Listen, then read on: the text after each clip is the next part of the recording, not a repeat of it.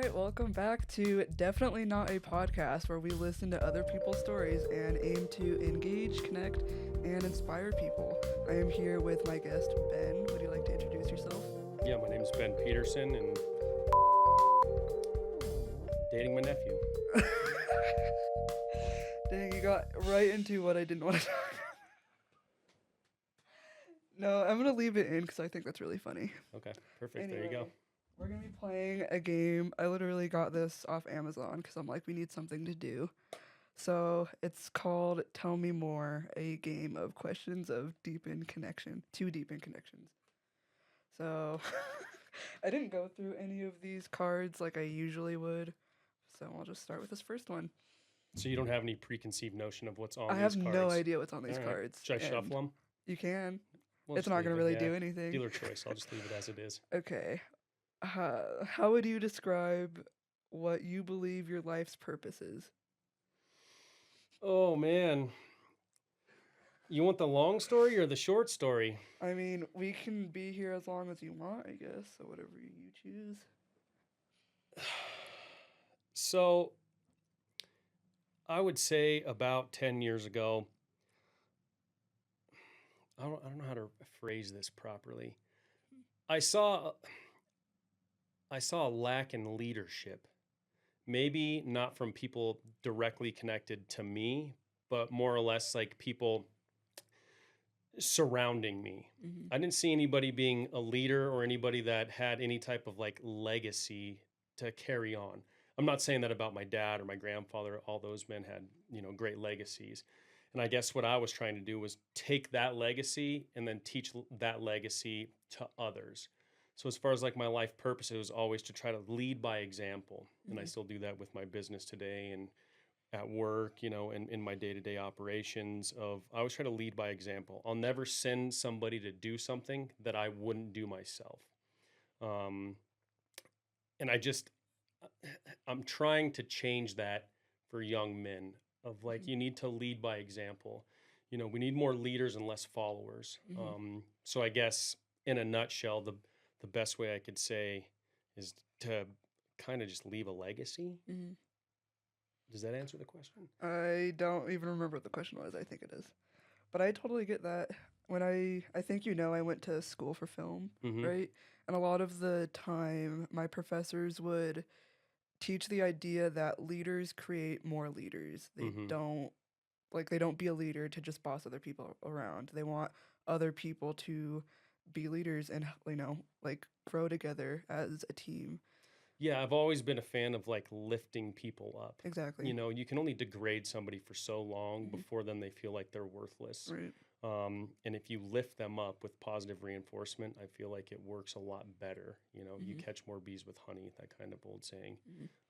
So that's kind of what my life purpose, I guess, would be now that I have a child. Maybe it's starting to switch to, it's still the same. I want to be a good leader to him, a good role model, I guess is the best way to put it. I want to be a positive male role model for other young males because I feel like there's a lack of that in a lot of young men where they don't have somebody to look up to. Maybe I'm not the greatest example at times, but I like to connect with other people who have the same idea as me and try to just coach. It doesn't even have to be young men, younger people to grow themselves better. There's a whole world out there. It's not just like this tiny little bubble. So it's like it's easy to stay in your little bubble and it's very scary to get out of it. And it took me a long time to get out of my own shell. Yeah. And once I did, I was like, man, there is so much out here. There's so much adventure and so much stuff to explore. So trying to show that to like the next younger generation would be a great achievement if I could show one or multiple, people from the younger generation that there's a lot more out there than just this tiny little bubble that you think you're in. Absolutely agree. 100%. Okay. What's a question you wish you could get an answer for? Oh, God. Who killed Kennedy? No, I'm just kidding. I don't care about that.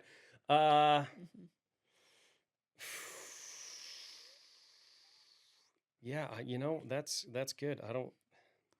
You don't have to have an answer. We can go on to the next question. Yeah, I'd say next question. I don't. Okay. There's not a lot of stuff that I don't have the answer for. As Yeah, you know everything, self-centered as obviously. that sounds, yeah, exactly. All right. What life situation has contributed to your strength or resilience? Starting my own business. Mm-hmm. Um, I worked for a different contractor for a long time. And then a really, really good friend of mine, Neil Quackenbush, kind of led me in a direction of, he was like the positive role model in my life that pushed me out of my comfort zone. What was the question again? What life situation has contributed to your strength or resilience? Yeah, so he was that positive role model that broke me out of my bubble, Mm-hmm. and it showed me that I'm a much stronger person, Mm-hmm. um, than I really thought I was. Mm-hmm. He kind of he explained to me that you need to take a risk on yourself, Mm-hmm. and I would say that kind of really that was a catalyst of how I became the man I am today. Mm-hmm. So yeah, I would say that. Okay, I like that story actually. All right. What's a belief that has personal meaning to you? Um, to treat others the way that you want to be treated. I know that's kind of cliche, Mm-hmm. but it, if you treat people with respect, it man, you're That's getting me okay. with some zingers here. These are some deep questions. Yeah. Um, yeah, to treat people with respect, or treat Mm-hmm. people how you want to be treated. The reason being is everybody can judge somebody immediately. You just Mm-hmm. look at somebody, the way they're dressed, the way they're acting, and immediately you just are like, oh, this person's bad news, or, I don't agree with this person. But if you sat down and listened to them talk for a little bit, Mm-hmm. or you gave them the time of day, you might find out that you have a lot in common. Mm-hmm. You know, you might sit down and think, like, this man's my enemy. Mm-hmm. Have a conversation, be like, this is a man I'd like to go hunting with, or this is a man I'd like to fish with one day. You know what Yeah. I mean? So, yeah, treat others with respect. Yeah, I get that. It's funny that we're in the same family and we've never like sat down and have a conversation like this No, before, and ever. this family's crazy. Oh, don't I know? And Yeah, don't you know? yeah. Because we're both kind of in the same level of it too. I You know when know. to dip my toes in and when to just exit the room. I've never had to exit the room before, but I think that everyone kind of keeps it mild because I'm still kind of new to the family. Yeah, yep, Hmm. yeah. Well, go on a couple more vacations. The last one is enough. All right, what tends to be a common quality in people you really like? Honesty and integrity. Okay. Um, I don't really like fake people. I don't Mhm. have a lot of time for it. Mhm. Um, yeah, if somebody's just honest, even if it's something that I don't agree with, then I can respect that. Mhm. And I think the world would be a better place if everybody was honest. I mean, we don't all have to believe the same thing or agree Mhm. on the same thing, but as long as you're honest about what you believe and you have Mhm. integrity, then I have a lot of respect for you. Yeah. Do you hire the people at your company? I do. Yeah. Do you think? Well, I guess that's already self-explanatory. You look for people with that kind of quality. But have you ever had people that did exhibit that and then like you just fired them because it didn't work out for you in that kind of way? Yeah, yeah. Mhm. I've probably ran through, I don't know, Mhm. 20 employees. I've had my business now. Well, I've had I've been self-employed for about 8 years. Mhm. Business names changed and some partners left and things like that. Um, But yeah, I mean, somebody comes in and promises you the moon and the stars and everything like that, and then you find out real quick, like, this is Mhm. not what you said you're all about. So, Mhm. and you can't carry yourself. So, Mhm. if you can't carry yourself to me, then how are you going to treat a stranger like one of our clients? You know Yeah. what I mean? You're going to go in there and say the same Mhm. thing, and then it's going to all have the backlash on me. It Mhm. doesn't represent the company and the brand that I'm trying to promote. So, Right. I just don't really have a lot of time for that. You know what I Mhm. mean? They just fall on deaf ears. Mhm. So, That's true. I mean, well, not work with, I live with one of your workers, so I can definitely tell that it's hard work. I could never do it. But, working at a job like that, you'd have to be working with people that you like. Yeah, You know? it demands a lot physically and mentally. Hmm. I think there's a big misconception in the trades of how much mental strength you need. You're just Hmm. dealing with a lot. There's just a lot of pressure. It's not like on the surface, it's like, oh, just some math. There's Yeah. just a lot of pressure of keeping schedules, Hmm. you know, delivering quality products on time, and then along with the day-to-day operations and then forecasting into the future. Hmm. So I don't think a lot of people realize how much mental strength you need to have in the trades. You know, Right. like obviously you need to be strong, you need to be physically fit because it is definitely physically challenging. But Hmm. I think the mental part of the trade is harder than the physical part, Hmm. to me, honestly. Maybe Yeah. that's because I'm the business owner, so I deal with a lot more of the back Yeah. end and a lot more client relations. Hmm. But yeah, you definitely have to be mentally tough in this game. And I actually like that you bring up that point because I wouldn't have thought of that either. Yeah, Yeah. yeah, you have to be strong-willed, Hmm. otherwise you won't last, and you have to have a good head on your shoulders, and you have to have integrity. Hmm. There's a lot of times where you're talking with somebody and it's like, yeah, I could tell you we can do this, and then Hmm. walk away and just be like, we're not going to do that, Hmm. or we can't do that. You Yeah. have to be able to be upfront with people and be like, Hmm. that's not possible, that's not going to fit your budget, we can't do that, it's just not possible, whatever it may be. Hmm. So and then you have to deal with that. And Hmm. I've made a lot of mistakes where I've found myself in the past couple years where I've transitioned out of. I used to be a yes man, Hmm. um, and I'm not ashamed to admit it. At the time, it really killed me because I wanted to please everybody, and that took a lot of my mental sanity because I would be trying to please so many people at one time, and then I'd go home and I would know personally, like, I'm not going to make any of these people happy. Hmm. So, like, who can I make a little happier than the other? Hmm. And so it took me a long time to like reel myself in and, you know, have those hard conversations and have that mental strength to be like, look, we can't do this project or we're Hmm. not going to meet these deadlines. Here's why. Obviously, I'll take the blame because I definitely scheduled it wrong or Hmm. whatever the case may be. Hmm. Um, but it brings me back to that mental strength point of like it helped me build my mind a little bit to be like, okay, let's stop over promising and under delivering, and let's over deliver and under promise. Yeah. Maybe that's not the best way somebody would say to run a business, but I definitely seem like it fits very well in this industry. No, I absolutely agree, 100%. Nobody's ever going to be upset if you're like, hey, I can start your project 2 weeks early, Yeah, as absolutely. opposed to like, sorry, we're going to have to delay another month. You know what Hmm. I mean? So, Yeah. All right. If you could ask your future self a question, what would it be?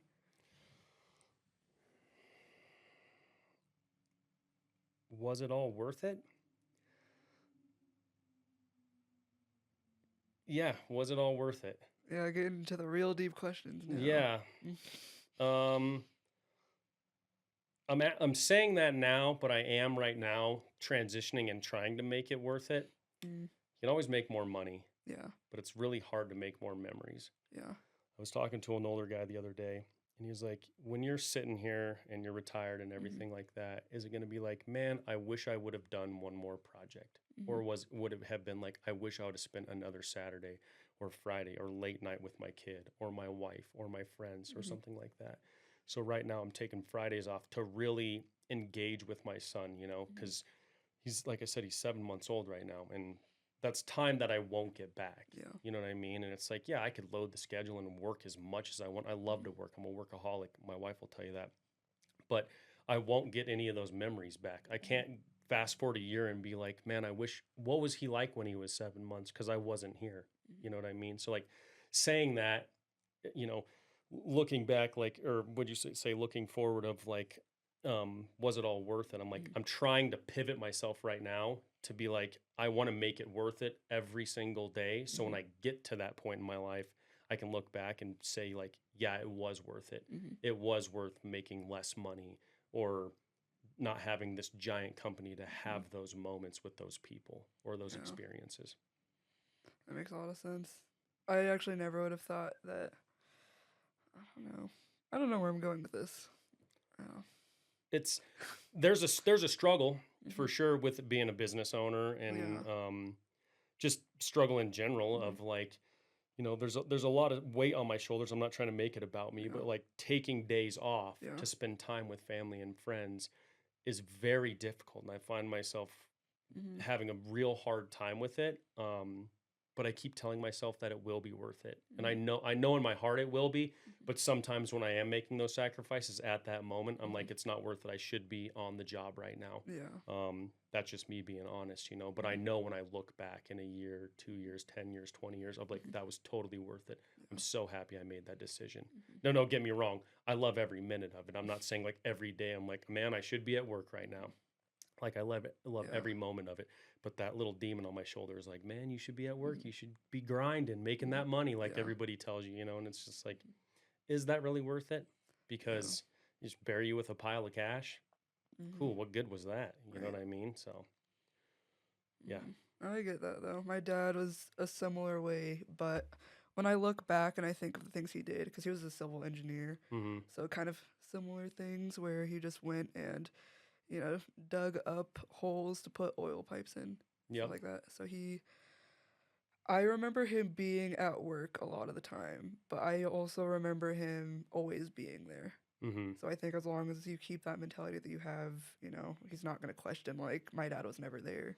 Yeah, I'm trying to be present, and I'm trying to be present in the moment, which I'm working on. It's a daily struggle. I'm not trying to sound like pity me party, but it seriously is. And I think any parent would agree, or not even a parent, there's like the daily struggle of like, when is it enough of whatever you're doing to take time for yourself and your family? You know what I mean? So I'm definitely trying my hardest right now to like carve that out and make that my priority. Yeah, that's a good thing you're doing. All right. What's something you're in the process of outgrowing?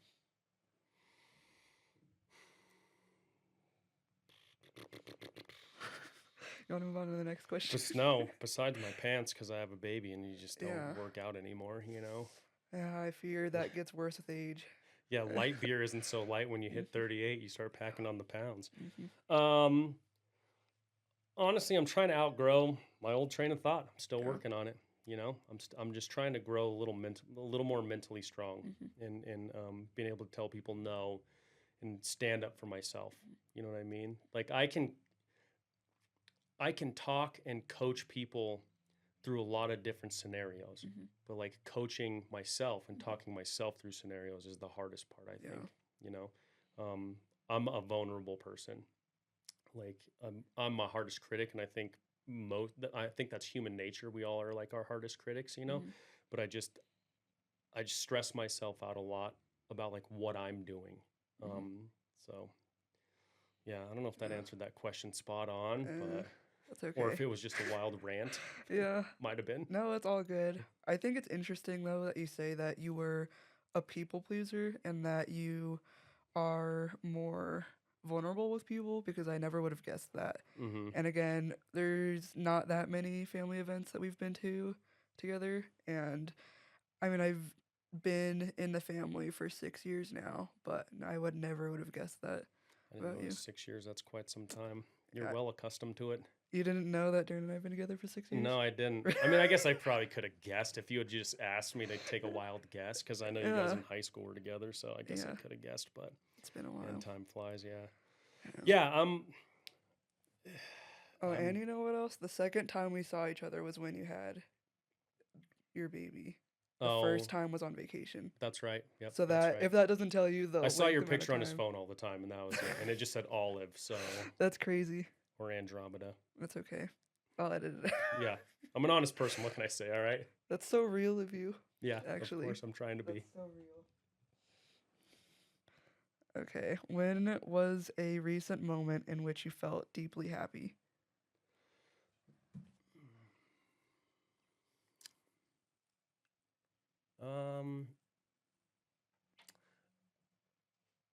This will be kind of personal, but whatever. Let's throw it all on the line. I would say my sister has struggled with abuse a lot of her life, and she's kind of curbed that over the past couple of years. And to watch her with my son and how she interacts with the family now, it brings a lot of warmth in my life, because I know the person that she is and can be. And so to see that now from where she was at, it really warms my heart. Yeah. And it puts a lot of joy in my life and a big smile on my face. Um, yeah, I'm just thinking about all that. There was a lot of bad situations where I was like, I would write this person off. And I've written off a lot of people in my past. Like I've written off, I shouldn't say hundreds, but a lot of friends and a lot of people. I've just cut them out of my life because I was like, I want nothing to do with you. And when it's family, it's a little different. Yeah. And to watch her transform from that person to who she is now, it just is. It was just such a change that every time I see her in the way that she interacts with the family and my son, it just makes me so happy. So that's a good answer. Yeah. And I say this as I forgot that you had a sister, even though we were literally at the lake with your family. Yep. I've got an older sister and a younger brother. Yeah, I forgot. You know, I don't know. Something in my head just gave you like only child vibes. I don't know what it was. Yeah, I don't know. I don't know. Maybe. Crazy how that happens. Yeah.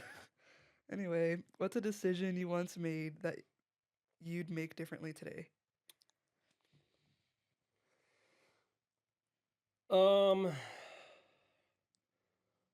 I would, man, I would reach out to people that were in need. Yeah, no. It's gonna make me cry. I had a good friend of mine commit suicide pretty recently. Yeah. He was actually Neil Qualkenbush, who actually was partners with at that commercial building that's right down the street. Wow. We had a falling out a couple years ago. He said some stuff that I felt like I couldn't forgive. He reached out to me a number of times, and I totally wrote him off, like I said before at the last question. And he reached out to me like the day before that he did it, and I didn't answer the phone. I didn't text him back. I didn't give him the time of day. And now that you asked me that question, it's like, man, if I could have those moments back to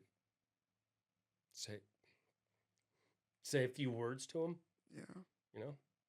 that's what I would have done. Yeah, I get that. Just because it's so fresh. Like, if you would have asked me maybe in 2 months, I might have had a different answer. But right now, that's what I think about it a lot. Yeah, I get it. It was I'm hard. the first person to cry on your podcast. Maybe. Hopefully the last. I know, because we'll have someone on the podcast soon that I know I will cry Well, with. there you go. So don't feel alone. My future is imminent. Yeah, like I said, I'm a vulnerable guy. I'm emotional. I never would have guessed that, truly, just because of how I perceived you and how, your nephew comes home and talks about you. Like, he just thinks like you're, well, I shouldn't say he thinks. I perceive you as someone who is very manly, just someone that's like, I'm not gonna cry, I'm like, be a man type of thing. So I talking with you has just brought a different light onto you. I never would have, learned about that unless we had this conversation. Yeah, I mean, I've always been a pretty emotional guy. Like, the weirdest things will set me off, where I'll just like see something and start crying. Like, it could be like a love story movie, and I'll be like, oh my gosh. Like, one that comes to mind is A Star Is Born. I think everybody probably cries at the end of that, though. It's like a guaranteed cry movie.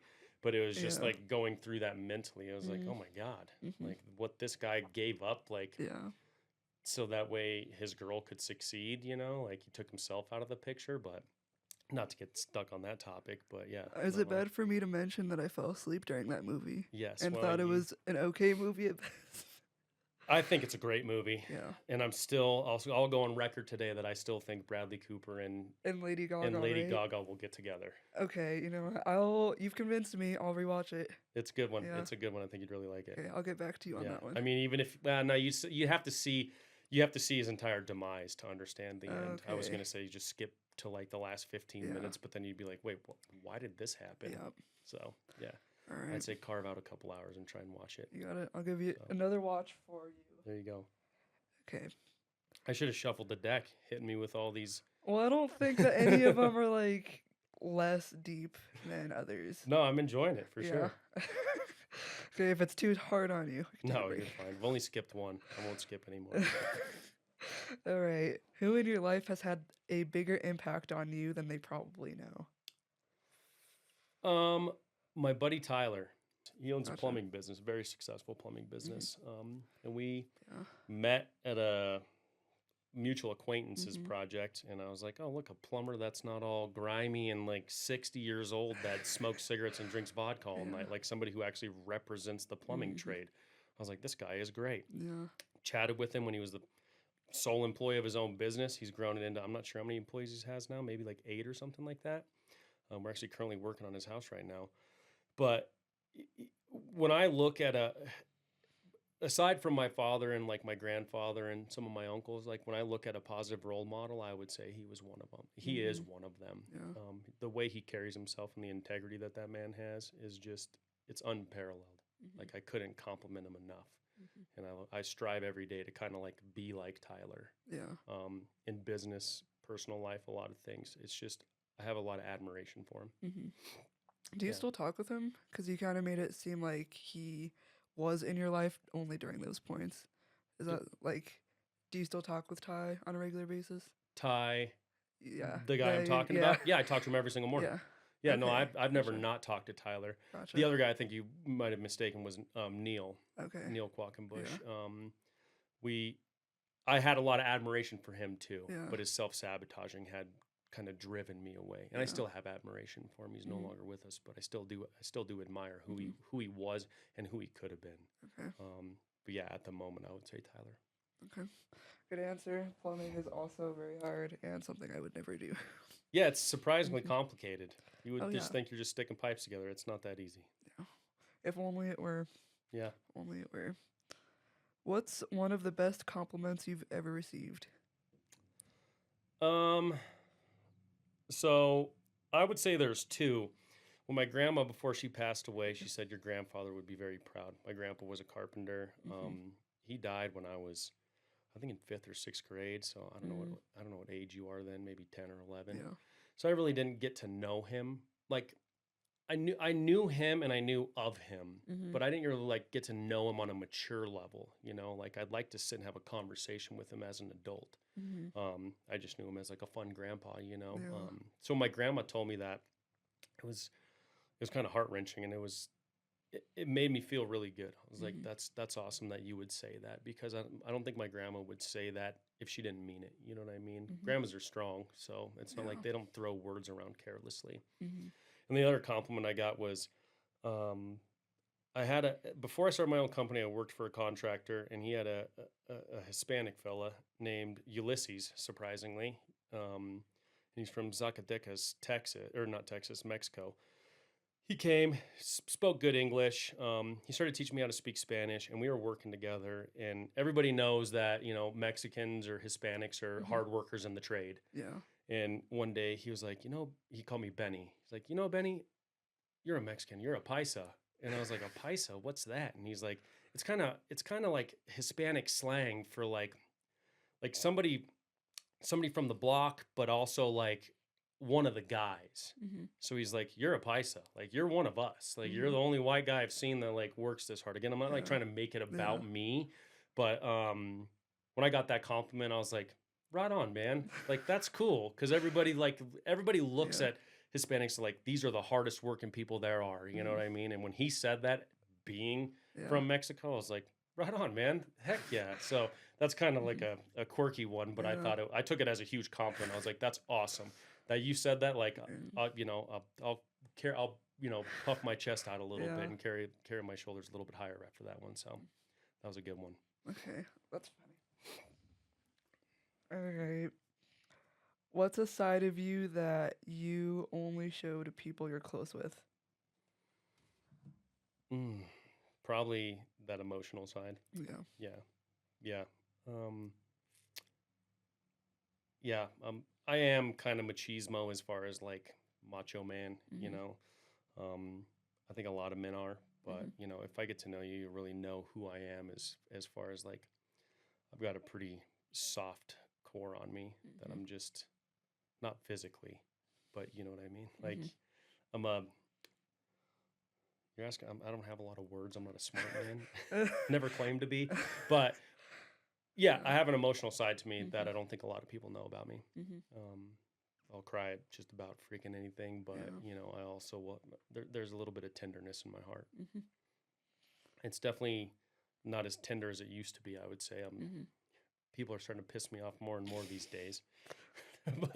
but I'm also trying to It's not okay. have that come Yeah. up, you know, in Yeah. conversations or when I meet people, you know what I mean? Mm-hmm. Back to what I said earlier, like I'm not trying to be too judgmental of Yeah. people. So, That's so real. hmm And so real of you. Okay, what's a habit or routine you'd like to get into? I would say reading, but I know that that is a lie. I try Yeah. and I try and I try and it just does not work. Mm-hmm. I like look at words and it doesn't register in my brain Mm-hmm. of the words that I'm looking at. So that one's bad. I would say try to learn Spanish. Would be I guess it's not a routine. As Mm-hmm. far as a routine, I would say working out again. Tanya Yeah. and I used to go pretty hard in the gym. Mm-hmm. And it just, you know, I give the same excuse that everybody gives, like there's not enough time in the Yeah. day, but it's like, really, is there not? Like, there's Mm-hmm. always time in the day. It's just how you manage your time. Yeah. So that'd be a routine I'd like to get into Mm-hmm. again. Yeah, that's far too real. Because I've actually gotten into reading more. Yeah. I was at the gym today, first time in months. So I absolutely get where you're coming from. And it's hard to keep that going, especially now that you have a kid and a hmm job and already a million other things that you're balancing together. But, Yeah. yeah. I hate excuses. So it's like, and then I give an excuse. Yeah. They're like assholes. Everybody has one. Again, another cliche thing to say. Um, but it's all about time management. I swear life is managing minutes. Mm-hmm. You know, of can I steal minutes from here and allocate them here? So it's like you find yourself looking at Instagram or just doing something that's not productive. So when Mm-hmm. somebody's like, "Oh, I don't have the time," it's like, "Really? Let Mm-hmm. me hang out with you." And I'm not one to Yeah. be the guy who's like, "I do everything right." You know what I Mm-hmm. mean?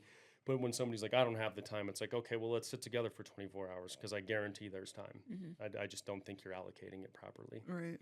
You know. Yeah. So, and I'm not saying you got to give up all your fun vices or whatever, but Mm-hmm. you know, if you're trying to achieve something, then you're gonna Make the time for you're it. gonna make the time Yeah. for things that are important to you. Yeah. And right now, obviously, like my family and my work is extremely important to me, so I'm allocating all my time to that. But I guarantee I could carve out 60 minutes to work out. I can Yeah. guarantee that. I That's just fair. don't.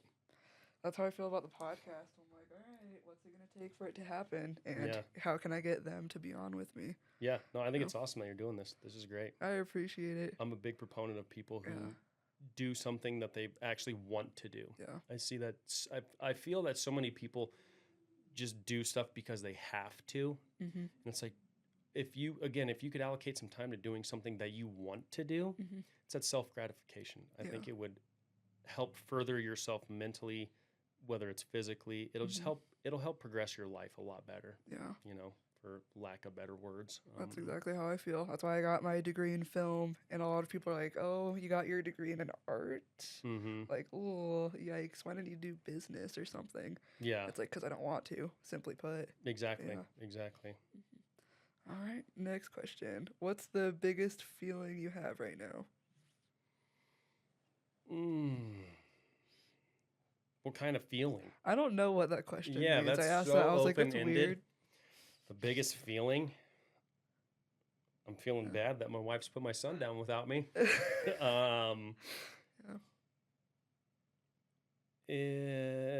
I'm feeling bad that I'm leaving to go hunting for a Mhm. week. In a couple weeks, I'll be gone for a week. So I'm kind of feeling bad about that. Like I know that I'll really enjoy it, but I know the whole time I'm there, I'll just be thinking about them. So Yeah. that's what I'm feeling bad about at the moment. Yeah. That's okay. Those aren't the worst things in the world. Yeah, at the no, very I'm not least. like skipping out on them to go to the Yeah, bar or something like that. So Yeah. That's funny.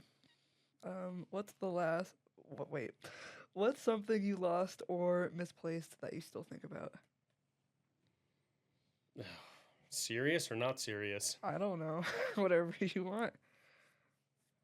My fucking camper keys. Really? Yeah, when we went to Cherry Creek. Yeah.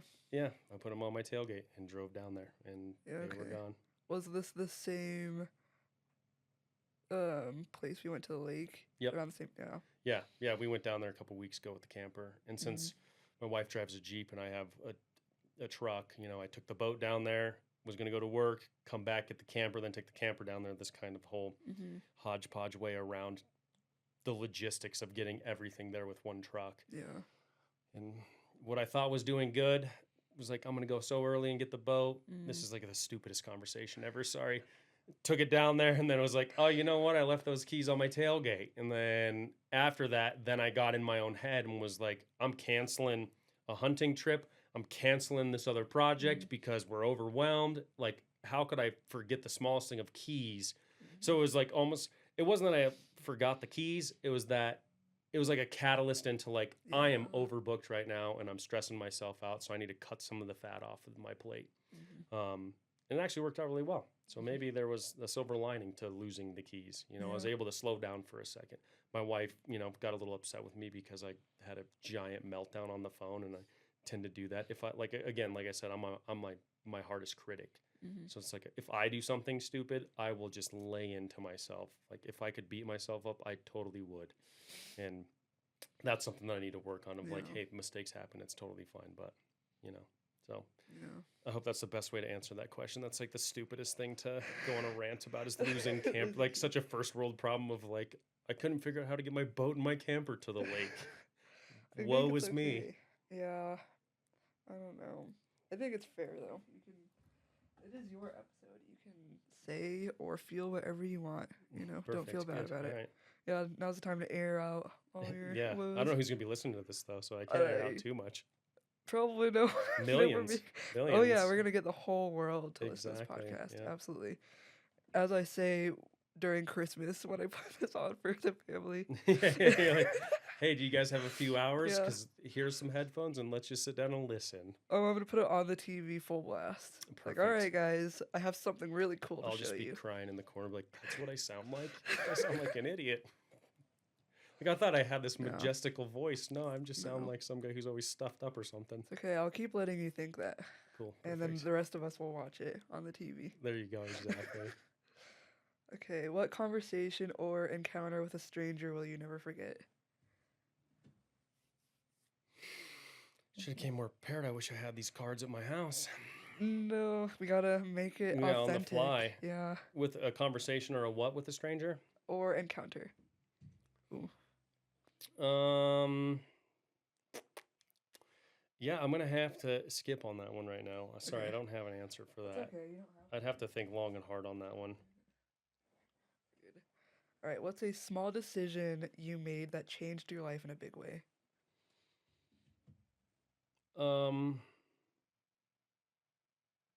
This taking a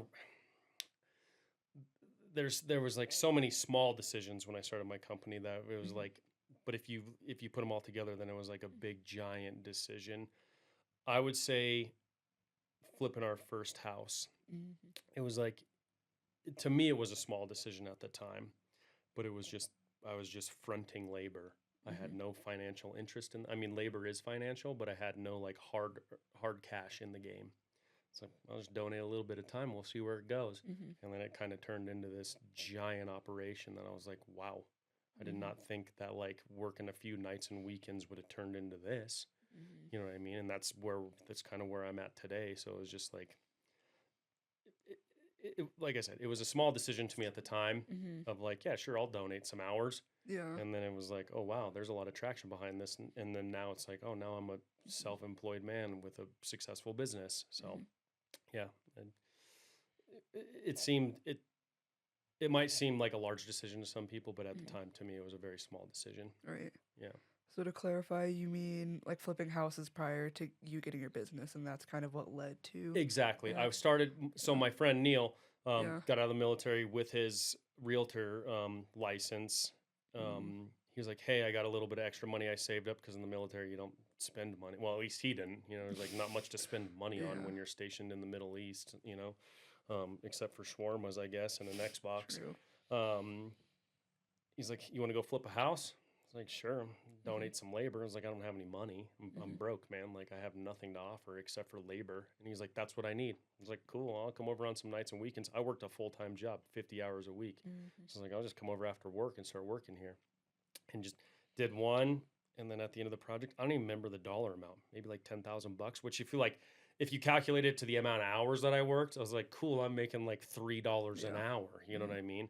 So when you say small decision, it was like, it was a lot of time, but at that time, it was a small decision. Like, well, I'm not doing anything else. I don't have kids. Me and Tanya, we weren't even married yet. So I was like, what am I going to go home and do? Like watch Netflix or play video games or tinker around in the garage.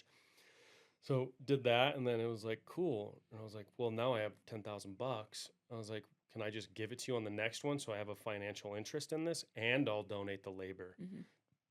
Did it like 4 or 5 more times, and I was like, wow, I actually have a pretty good amount of money, and now I'm having a hard time. I'm having a hard time managing my time between my actual job that pays me and this like side quest that we're doing. And I was like, I'm just going to go all in on the side quest. Like, I'm kind of ceilinged out at where I'm at. There's no more upward mobility. So I'm just going to go all in on this. I'm going to take a risk on myself, and let's just do this. And if it fails, whatever, I'll go back to work for my old company. I'm sure they'll have me back. And it just, like, I just didn't see failure as an option. I was like, I don't have a plan B. Like, this is my plan A, and I don't have a plan B. If I have a plan B, that means that I'm thinking that I'm going to fail. You know, like I have a preconceived notion that I'm going to fail. So I'm just going to have this plan. And then it just worked, and it kept working and working and working. And then after the flips we would do, people in the neighborhood would call us and be like, hey, we saw you guys did a really good job on this house. Would you mind taking a look at my kitchen or my bathroom or my basement? And then their friends would call us. And then next thing you know, I was like, oh my gosh, like I have so much work. I need to start hiring employees. Then I went into business with Neil and another partner we had, Jason, at the time. Ended up buying Neil out. Me and Jason split, and now I own the company just by myself. So that small little decision at that time, I think, was like the catalyst into what it's kind of grown into now. So I like that you brought up taking risks, because that's kind of what I'm doing. I mean, to a much smaller scale, but just being like, I really want to do a podcast. Like, let me just see what it takes to make it happen. Exactly. And that's where I found even the studio that we're recording at. I'm like, where are the like-minded people that also want to work with me to make something really cool like this? And I think it's, you know, the inaction that people have, and like being scared to take that risk. And it's like, even if you do, where can it lead you? What can you do? You can do so much. Exactly. We're always in our own way. Yeah. You know what I mean? Like, we're our hardest critic, and we're always in our own way. And it's like, if you can just get that out of the way, easier said than done, then you'll see how many doors it opens. And like you said, I like that you said, you know, find like-minded people. That's what I'm trying to do more and more now. Like I said, I cut a lot of friends out because it was just like, you're going down this path, and I don't see myself in that path anymore. Like, if you would have asked me back then, it was like I would have been with them in that path. So, but a few small decisions I made took me a different way, started introducing me to different people. And I was like, you know what? I'd rather surround myself with these guys than these guys, you know? And if you looked at the friend groups that I have now against the friend groups that I used to have, you would see like a lot of these people are dead or in prison, and a lot of these people are going to be self-made millionaires. And I'm not like boasting about that or anything, you know, but it was just that I took a risk on myself. I'm kind of talking in circles here. I took a risk on myself, and I got myself out of the way and was like, hey, let's just do this. And obviously with the support of my wife, you know, without her being like, I think maybe you should just give it a try. I was like, well, I don't want to just give it a try. I want to just go all in on it. It worked out, you know. I might not be the best case. I had a lot of things just line up perfectly in my life that was just like, wow, that's cool. I'm going to try that. I worked hard for everything. But it's just like my career in construction kind of just, it didn't fall in my lap. My mom definitely like kind of steered me in that direction. But like the second I picked up a hammer, I was like, well, I'm going to be doing this the rest of my life. Like, I love this. You know what I mean? So. I get that 100%. Okay. What are you pretty sure you could never get tired of? Oh, gosh. That's easy, hunting. Told you we'd be back at that topic. We've been circling. Yeah, we're going to be circling that thing all night. Yeah. Once I started doing that, like I said, it was more than just like, let's go kill some shit. You know what I mean? Yeah. I think a lot of people think about that when they think hunting. Like these guys just want to go kill some stuff. And I'm not trying to be this advocate of like advocating for hunters' rights and all these things, although I do advocate for stuff like that. It was just I had really no purpose. I started hunting before I started my business, so like that was another thing where it was just like I started doing it and I was like, wow, I really enjoy this. Like it gives me some mental clarity. It takes me out of like the monotonous of the monotonous, the same stuff that you do every single day, day in and day out in the city. And it was like, I'm doing this different thing. And it's like kind of scary. Like I've never just hiked back in here with a rifle or a bow and I'm like supposed to just take this animal's life, like this is what it is. And then, the first couple of years when I didn't harvest anything, it was like, I honestly just like kind of just being out here by myself. Like, this is so nice. And then I got more and more into it. I started getting better at it and, harvesting big game and birds and everything like that. And it was just like, now I'm providing food and stuff like that for family and friends. And I don't know, I feel like I'm talking in circles right now, but it's, okay. It's just something that I really enjoy. I guess I'll just round it out to that. That's a good thing. Doing things you love is never a waste of time. Yeah, exactly. Like I can't see myself doing something different now. Like I couldn't be like, I'm going to hang that up and go play golf.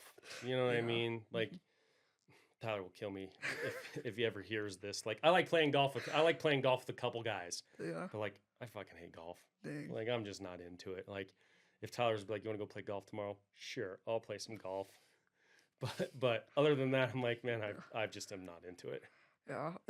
Trust me, I want to be into it.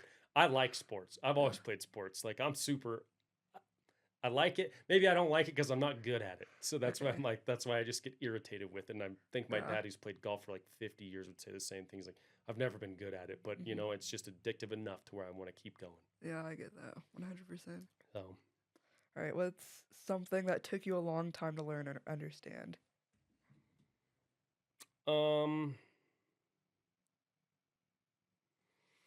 Man,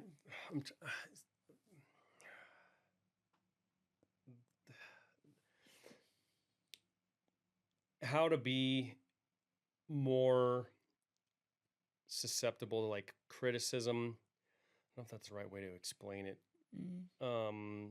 With my wife. Could you read the question again? Yeah. I just want to really get a good beat on this. What's something that took you a long time to learn or understand?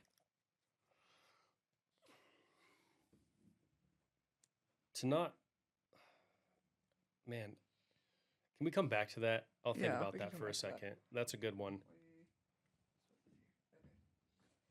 If money were no concern, what would you want to do with your life? Wait, let me answer for you. Hunt? I mean, besides that, yeah, exactly.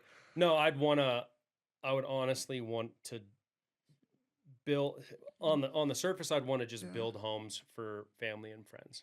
Like if I could just build if you wanted a house, like, cool, what do you want? We'll build it.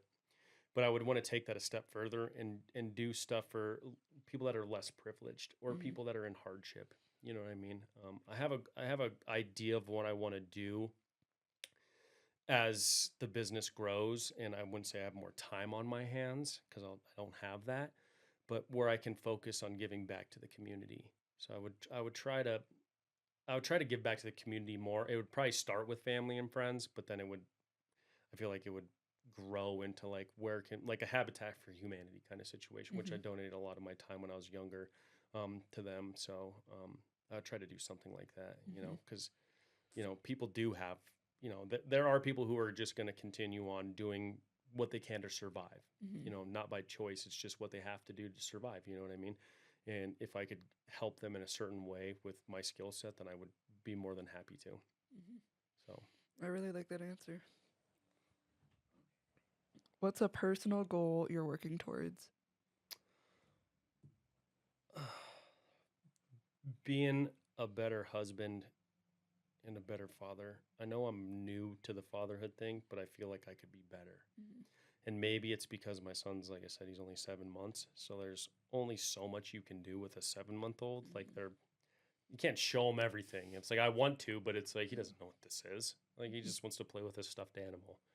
So maybe I've jumped the gun on that, but I think being a better husband, spending more quality time with my wife and having some experiences with her, I think I'd really enjoy that, and I think she would too. Yeah. Um, yeah, I think that's what I would do. Which is fair. Okay. I could answer your other question. You ready? Yeah, now that I thought about it. If you want to read it again. All right, you locked in. All right, what's something that took you a long time to learn or understand?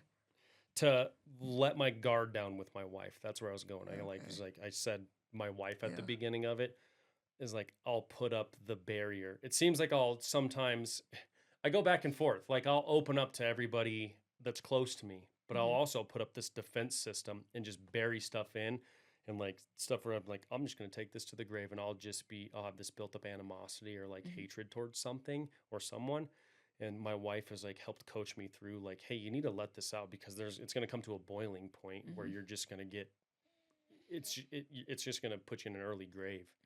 So I've worked on that, and I feel that I've done a very good job of that. And I think my wife could vouch for that as well. Of like, I used to just get annoyed and just like hold it all inside until I would just have a giant blow up on her or somebody close to us. And it's like, now that I've been able to like get that out of the way, it's like, okay, my life is so much better. So It's funny you say that because maybe it's just a Wells family thing. I'm the exact same way you are, where I just like kind of bubble it in and then explode, and then Darren just brings me down to earth, and he's like, "Hey, like this is how you feel." it might be You know? their family dynamic. They talk in their family, and That is so true. they talk and they talk loud, and the conversations can get a little unruly, and they'll start yelling at each other, but they'll always give each other a kiss. They'll always say, I love you. And in my family, like we talked, but a lot of times like things would just go unsaid. Everybody would see something and nobody would say anything about it. You know what I mean? And so I guess maybe growing up like that, I would just be like, well, we're just not going to talk about it. Yeah. You know what I mean? And then watching Tanya's family and Darren's family, like the whole Wells family, I'm like, oh my God, these people just air out the laundry all the freaking time.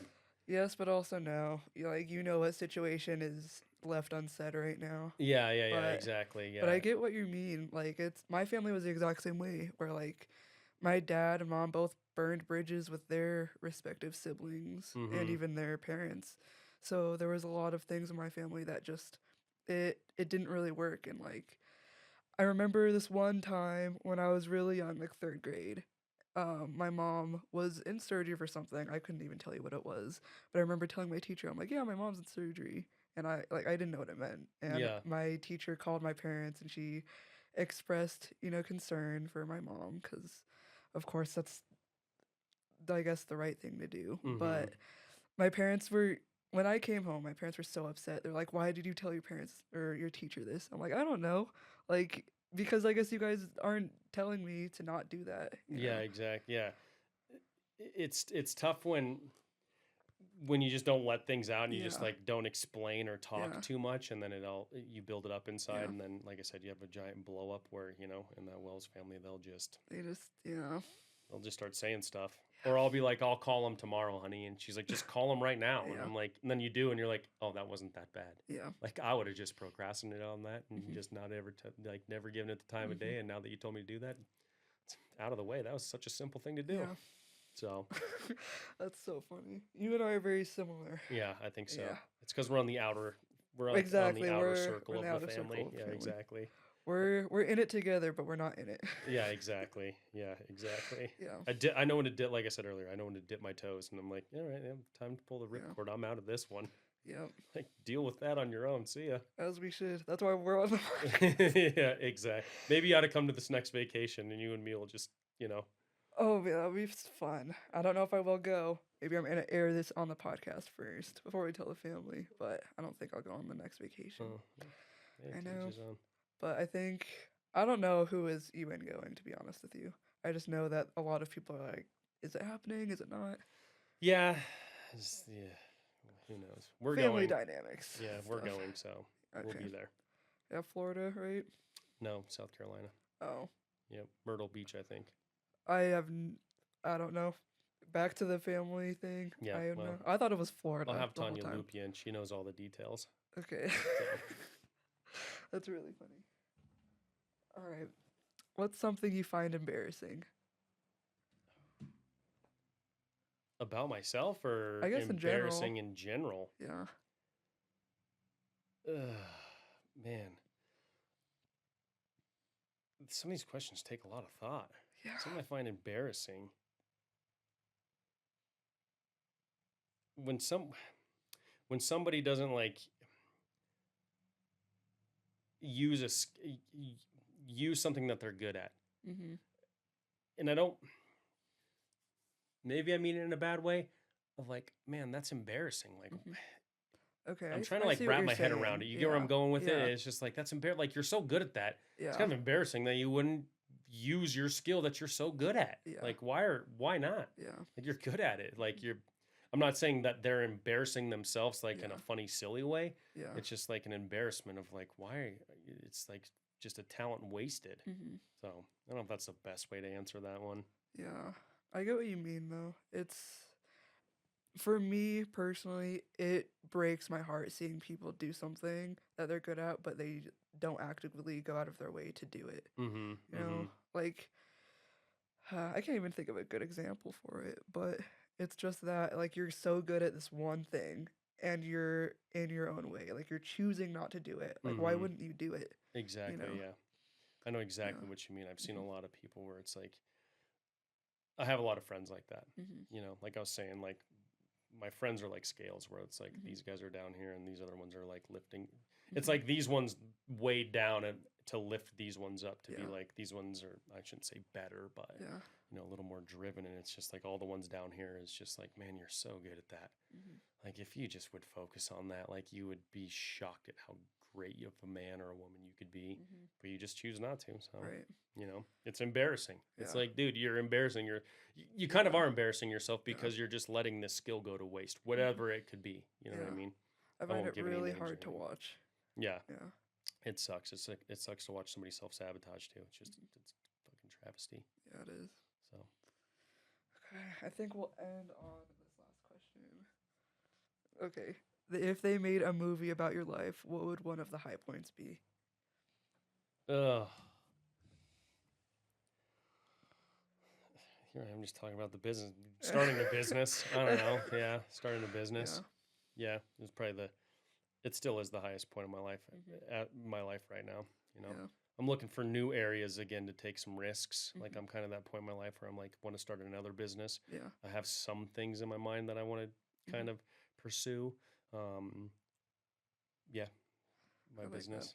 That. You know what? You're young too, so you have literally a whole life ahead of you. Yeah, that kind of goes back to that one you talked about before, like the embarrassing thing. And it's not an embarrassment. I just hate wasted opportunity. Yeah. You know what I mean? And it's just like once you get older, it's like, man, you can't afford to take a lot of those risks anymore. You're kind of just in that constant revolving door of like, this is what I have to do to like maintain. And right now I'm like, let's kind of flirt with the outskirts a little bit and see if we can't make something else happen. Yeah. You know what I mean? Because this over here could be a catalyst into something massive, but we won't know until you try. So. Yeah. Well, thank you so much for being on the podcast today. Is there anything else you want to leave the viewers with? No, thanks. I appreciate you having me.